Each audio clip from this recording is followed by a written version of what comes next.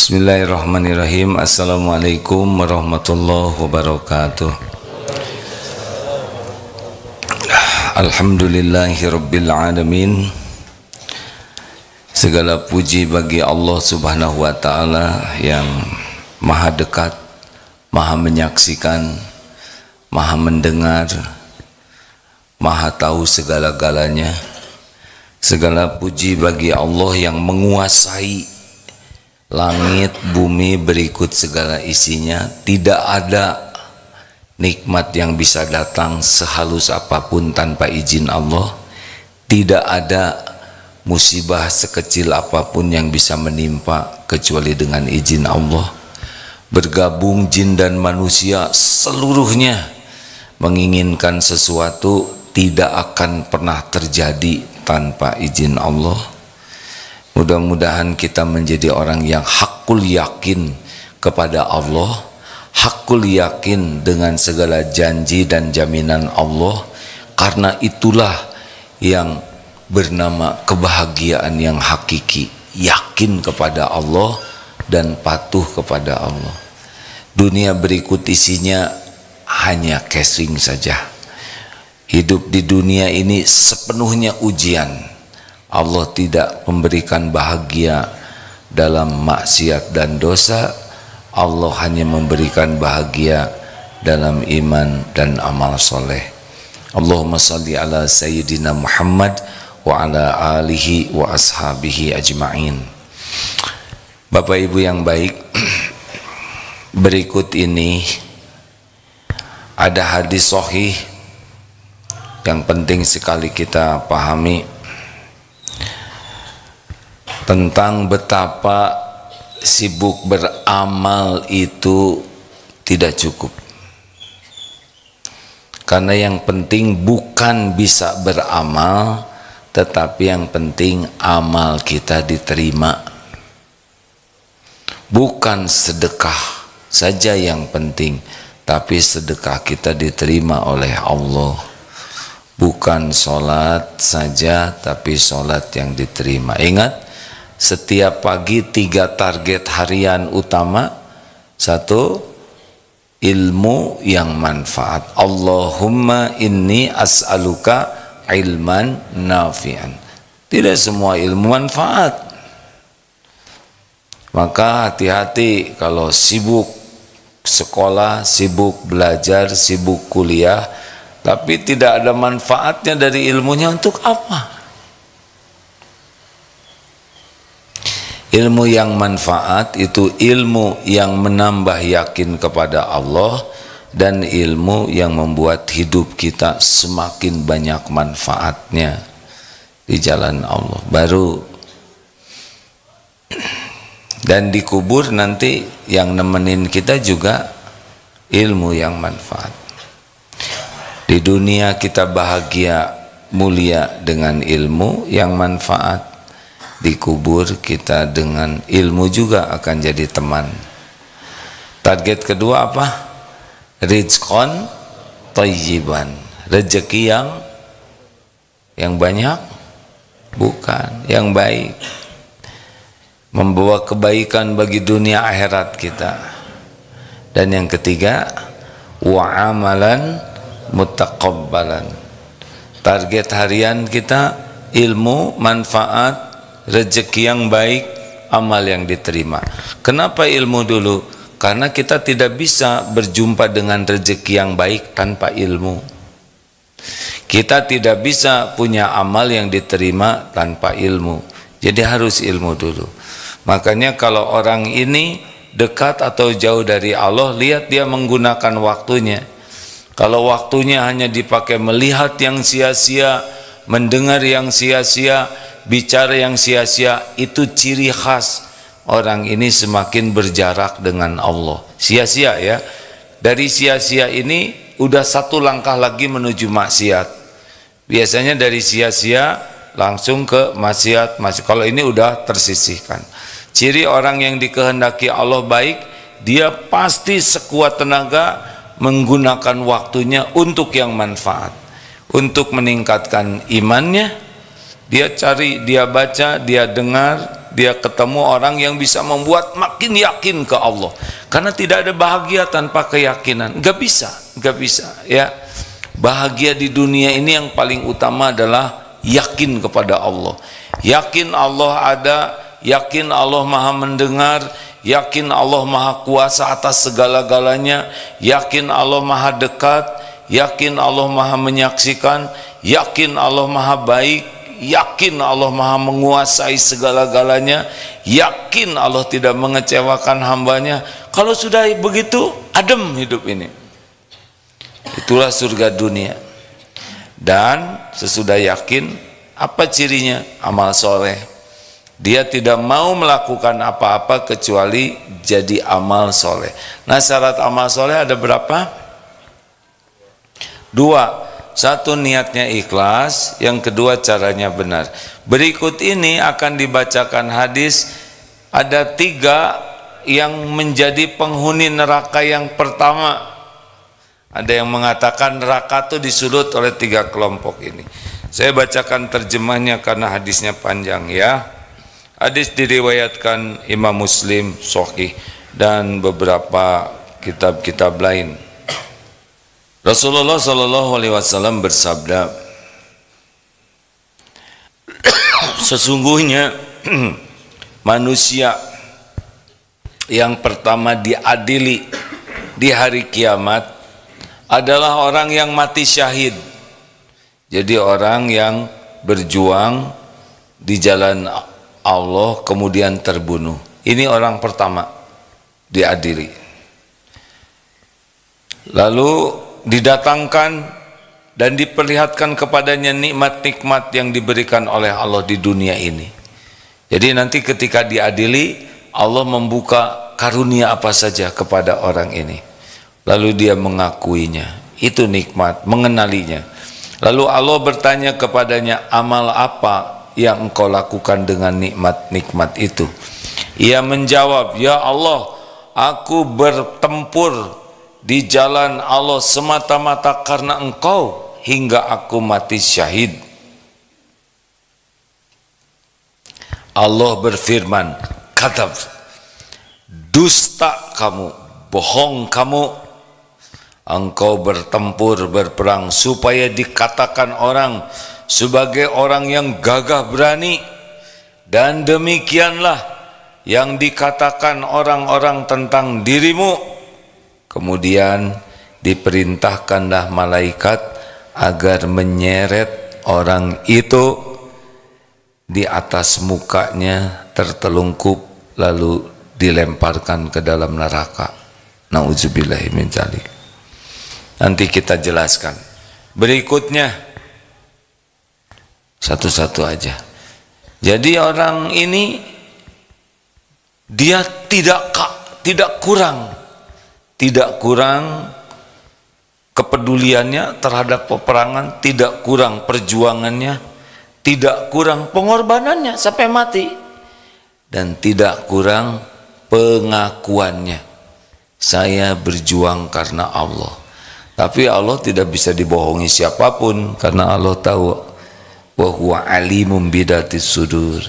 Apa yang ada di dada ini, di dalam hati ini.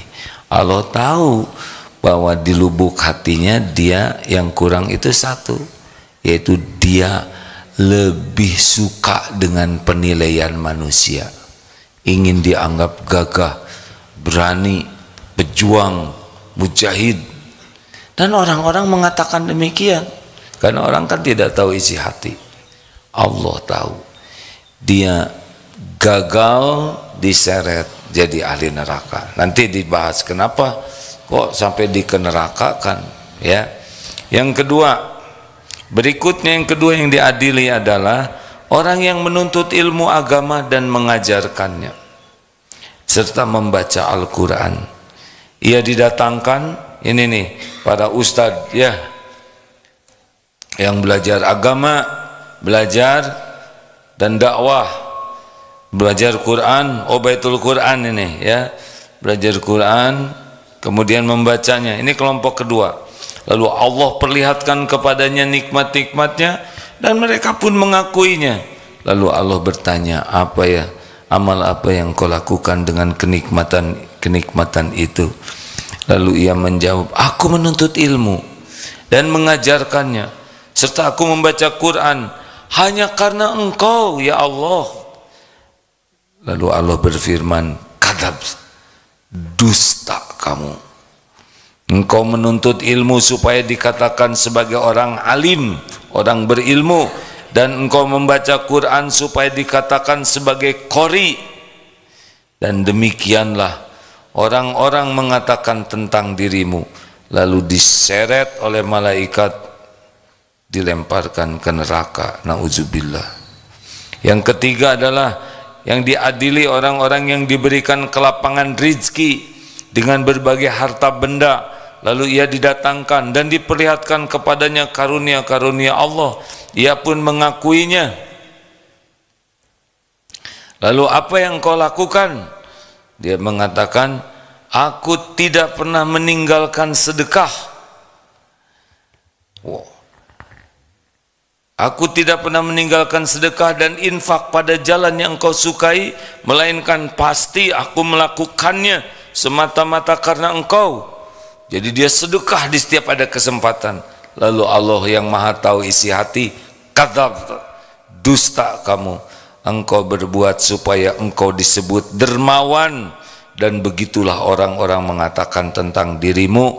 Maka ia diperintahkan kepada malaikat perintahkan malaikat untuk menyeretnya di atas mukanya dan dilemparkan ke dalam neraka.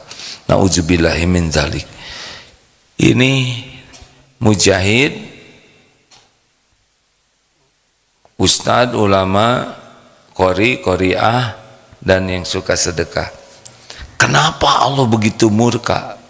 Karena yang dipamerkan ke orang itu adalah amalan hak Allah. Begini, wanita ingin kelihatan cantik, itu fitrahnya. Laki-laki ingin kelihatan cantik, itu bermasalah. Mana yang lebih bahaya? Ingin kelihatan cantik, ingin kelihatan solehah? Kalau wanita ingin kelihatan cantik, bolehkah? Untuk siapa? Lah ini belum pada punya suami ya. Ibu untuk suami siapa? Ini kata-kata nyepet namanya ini. Tidak boleh. Bu, adik-adik, boleh yang untuk haknya. Tetapi kalau ingin kelihatan soleha, dia akan berakting supaya diakui orang, dia orang yang dekat dengan Allah. Pasti dengan menggunakan hak-hak Allah. Apakah sholatnya dikhusuk-khusukan, apakah dia jilbabnya jilbab yang sepertinya dianggap orang sebagai ini soleha. Semua yang digunakan adalah hak untuk mengabdi ke Allah, ibadah, tapi ditujukan kepada makhluk. Ini yang membuat Allah sangat marah.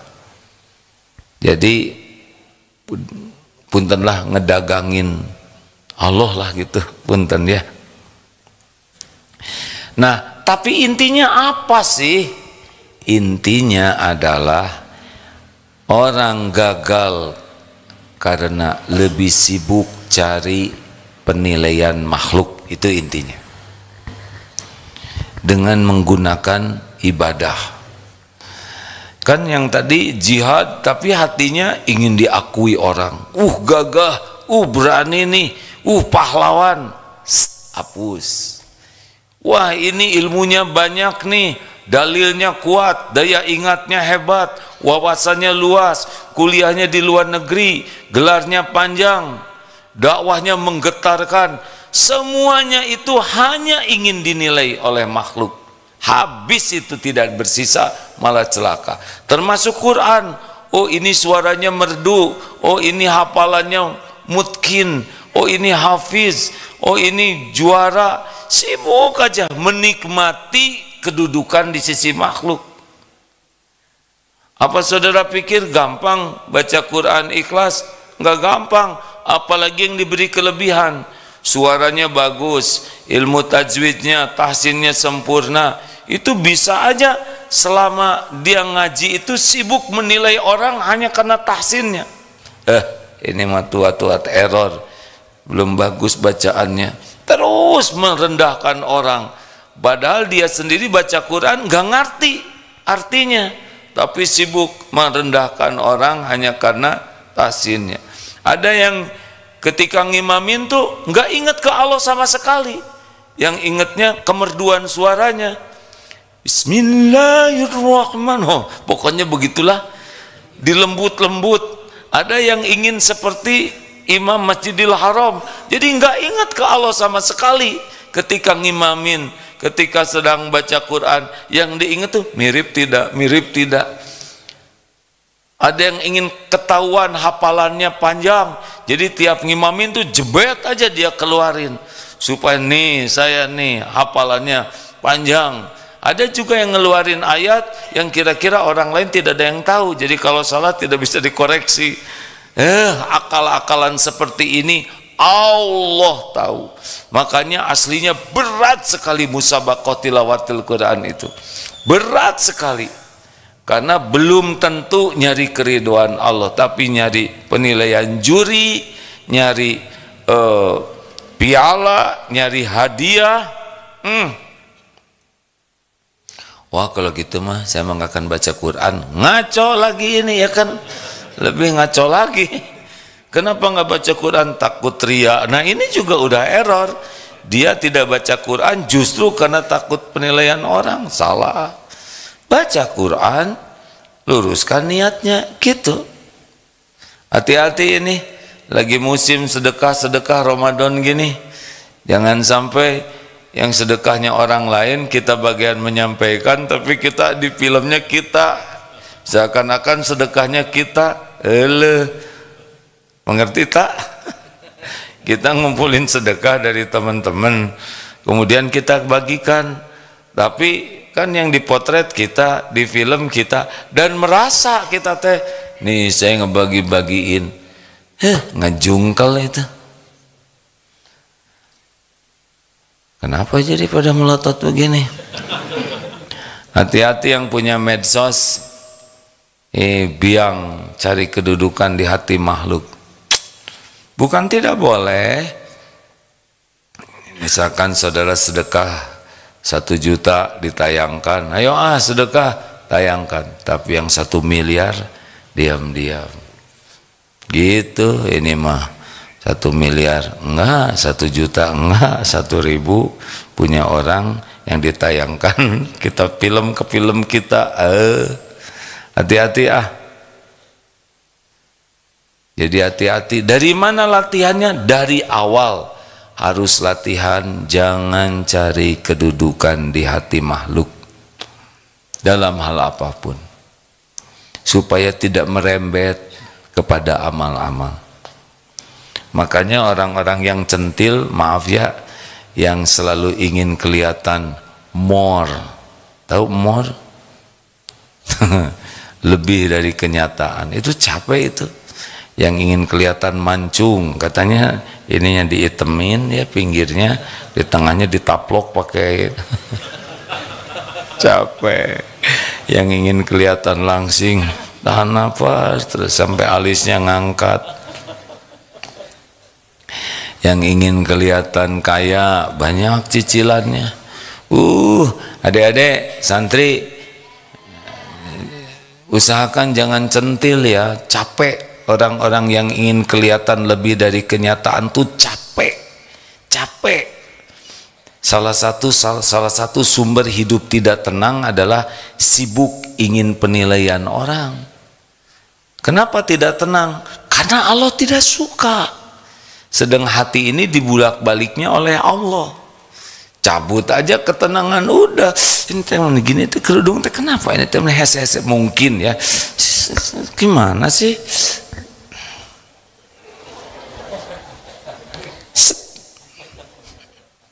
Ayo apa itu? Jilcong ya. Jilbab ocong.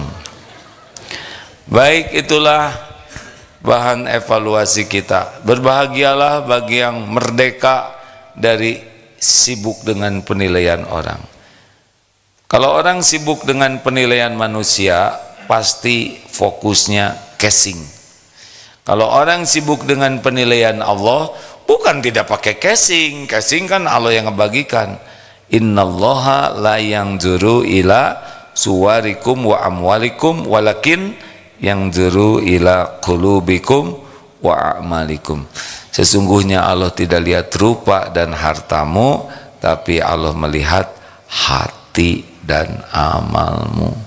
Makanya orang-orang yang sibuk bahagia itu sibuk memperbaiki hati dan sibuk memperbaiki amal-amalnya. Kalau orang-orang yang riuh, pasti casing aja. Pakai casing, namanya kita nggak pakai casing ya. Cuma isinya lebih bagus dari casingnya. Dan tidak merasa mulia karena casing. Sedekah harus ikhlas. Baca Quran harus ikhlas. Dakwah harus ikhlas. Latihan yang terpenting adalah latihan tidak berharap apapun dari makhluk. Kalau ingin bahagia, pegang itu baik-baik. Jangan pengen dipuji, jangan pengen diakui, jangan ingin dihargai, jangan nunggu-nunggu orang berterima kasih, jangan nunggu orang balas budi. Lakukan saja yang terbaik. Allah melihat apapun yang kita lakukan. Kalau kitanya benar-benar apa yang dilakukan ini mencari keriduan Allah, kita akan diberikan nikmat pada waktu beramal itu. Tapi kalau kita beramal bukan karena Allah, kita tidak akan menikmati amal-amal itu. Kita akan gelisah terus, tidak nyaman, menanti-nanti. Itu yang bikin tahu-tahu tidak terima kasih, makin sakit hati, jengkel. Itu ciri khas. Jadi Allah yang menanamkan gelisah, Allah yang menanamkan kecewa, Allah yang menanamkan perih. Kenapa? Karena kita bukan nyari Allah. Ya, latihan dalam melakukan apapun. Lakukan yang terbaik lillahi ta'ala. Udah selesai. Lakukan, lupakan, lakukan. Kita harus belajar pikun, melupakan kebaikan-kebaikan. Karena aslinya bukan kita yang berbuat baik. Misal kita nyumbang ke anak yatim, aslinya adalah rezeki Allah bagi anak yatim, dan kita dijadikan jalan sampainya yang Allah berikan. Kita sebagai apa? Perantara, yaitu diuji. Kalau kita dijadikan jalan, merasa ini saya yang nyumbang, ini saya yang memberi, kita gagal, nggak dapat pahala. Tapi kalau kita merasa alhamdulillah Allah sudah memilih kita jadi jalan, lalu tidak ingin diakui, tidak pengen dipuji, dah aslinya Allah yang berbuat kebaikan. Kita kepilih jadi jalan aja udah untung, benar? Halo? Ini Darut Tauhid, masjid, pesantren. Apakah ini dibangun oleh yang sekarang sedang bicara dengan teman-temannya? Enggak. Saya dan kawan-kawan adalah orang-orang yang diuji oleh Allah, terwujudnya apa yang sudah tertulis di Lauh Mahfudz. Akan ada tahun sekian Darut Tauhid, akan ada masjid ini, semua udah tertulis di Lauh Mahfudz. Nah, yang jadi jalan terwujudnya yang Allah kehendaki ini, itu ujian. Kalau merasa ini ide saya membangun pesantren, ini adalah perjuangan saya, ini adalah kegigihan, udah toel, nggak ada apa-apanya. Nggak ada kita aja kalau Allah mau jadiin jadi, lewat siapa aja. Halo? Jelas tak? Ya sudah, apalagi yang harus saya lakukan kalau udah jelas. Begitu. Jadi kita gigih melakukan yang terbaik, tapi kalau udah jadi langsung kita menghilang. Karena emang begitu. Karena semua kebaikan apapun yang kita lakukan pasti dari Allah. Tapi kan ini ide saya, lah yang bikin otak siapa? Coba otak kita dibikin error, nggak bisa mikir. Tapi saya sudah membanting-banting tulang, itu tulang siapa? Ya nggak? Tapi saya sudah bekerja keras, lah kita punya otot dari siapa? Kita punya tenaga dari siapa? Halo, nggak boleh kita merasa udah untung kita kepilih, udah selesai di sana, udah kepilih, alhamdulillah, udah jangan acting merasa ini saya, enggak, baru jadi. Nih contohnya ngasih ke anak yatim ya, terus kasih ke anak yatim misal, terus bicara begini kata anak yatim, ibu terima kasih, ibu sudah membiayai saya. Terus orang ini berkata begini, nak, demi Allah semua rezeki ini datangnya dari Allah, ibu cuma jadi jalan saja. Bersyukur kepada Allah. Kalau untuk ibu doakan supaya ibunya bisa menjalani ini dengan baik, dengan ikhlas. Sungguh-sungguh ke Allah ya, karena semua nikmat itu hanya milik Allah, dari Allah. Ibu temuni baik, kan gitu ya. Benar? Enak gak dengernya? Setiap kebaikan yang asli itu enak. Bayangkan begini, nih nak, sing soleh ya, belajar yang sungguh-sungguh, gak gampang tahu ngebiayain anak yatim teh. Ibu terima kasih ya, yang benar, susah tahu ibu nyari duit teh, gitu. Kira-kira enak nggak lihatnya? Enggak, langsung jatuh itu. Ngomongnya jadi nggak enak karena merasa saya.